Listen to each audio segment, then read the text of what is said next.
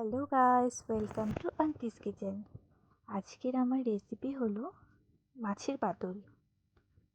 প্রথমে আমি মূলোগুলোকে কেটে নেব।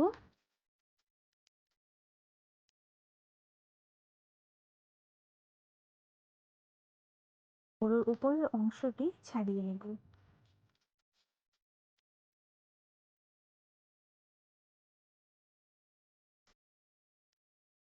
গ্রেটারের সাহায্যে মূলোটিকে ভালো করে গ্রেট করে নেব।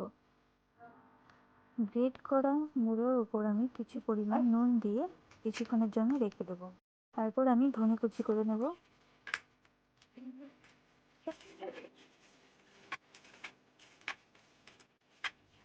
ও রসুন, মরিচ ও পেঁয়াজ দিয়ে একটা পেস্ট তৈরি করে নেব।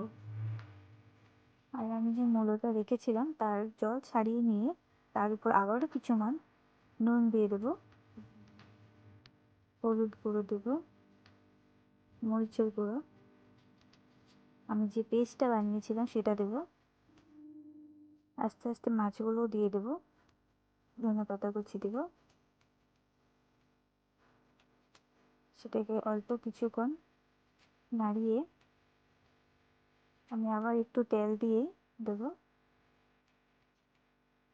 আবার প্যানে ভালো করে তেল দিয়ে তার উপর কলা পাতা দিয়ে তার উপর মাছগুলোকে ভালো করে দিয়ে দেবো।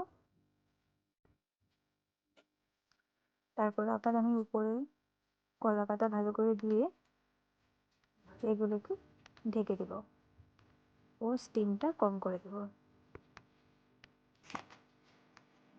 তারপর যদি সেটা নিচে লেগে না যায় তার জন্য সেটা আমরা চেক করব। তারপরেই আমাদের মাছের পাতুরি রেডি। আর এটা খেতেও খুবই সুস্বাদু হয়। আপনারা চাইলে বাড়িতে বানিয়ে একবার ট্রাই করতে পারেন।